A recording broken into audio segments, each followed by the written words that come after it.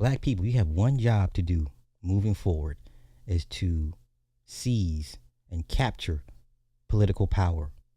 Okay? It may not be a seat in Congress, but your county comptroller, county auditor is still a big deal. You got one job moving forward.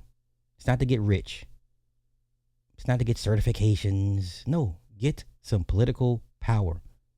I don't care what form of government, what local, state, whatever. Get some power.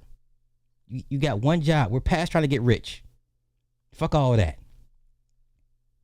Let's go. You mentioned Pennsylvania's average gas price about $3.76 a gallon right now. We went to like the cheapest place around, $3.54.9 a gallon here, and talk to folks. Better you hear from them than from me about how they're feeling. Let's roll the tape. The decision to strike Iran. It was a great decision. I think somebody else should have done it a couple of years ago, last 3 other presidents. Are you willing to pay higher prices at the pump if that's the cost? Yeah, I'm willing to pay a little more, yeah. What do you think about the war? I think he's doing the right thing. You know, in the long run, it's going to help us out because if they get nuclear weapons, we might not even be here in a couple of years. So I think this man said if they get nuclear weapons, we may not be here in a couple years. Okay. This man firmly believes what the news tells him, that God forbid if Iran, of all places, gets a hold of nuclear weapons, we won't be here in a few years. Okay. What are you going to do with people like this? What do you do with people like this? I'll tell you what you don't do. You don't try to debate him. For what?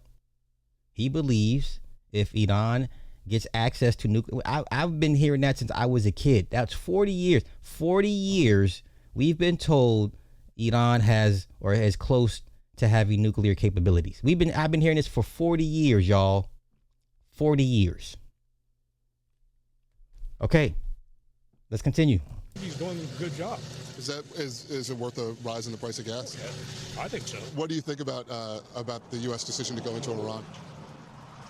I think we got to do what we got to do to keep this country safe. So, and if it means paying a little bit more in gas right now to keep everybody safe, then that's what we got to do. Hey. Keep everybody safe. What does that look like to you? I ask everybody in the chat, what does safe look like to you? How do you quantify that? Describe what feeling safe is to you. Because all I do is I see a bunch of sleeper cells shooting up bowling alleys, churches, the mall. I don't know.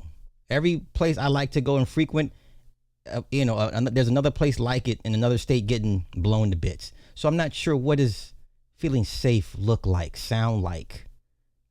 Okay, let's continue. Eventually they'll come back down.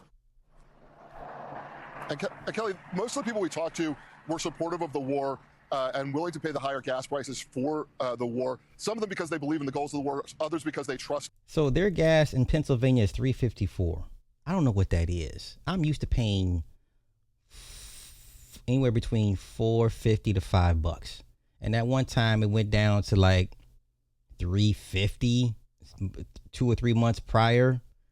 Okay, this is nothing. Listen, this is child's play to me. $3.54 for gas. That's it. That's all you pay. Oh, the horror. Oh, the tragedy. It's a Greek tragedy. You pay $3.54 in gas. Okay. Let's continue. President Trump, but not everybody felt that way, and not everybody's excited about Trump here, and not everybody's planning to vote for Republicans in the midterms who supported Trump. Let's take a listen to one more woman who we spoke with. If you could say something to President Trump and he was going to hear you right now, what would it be? You are a worthless pile of And you voted for him how many times? 3 times. That was my bad. Apparently, I'm an idiot.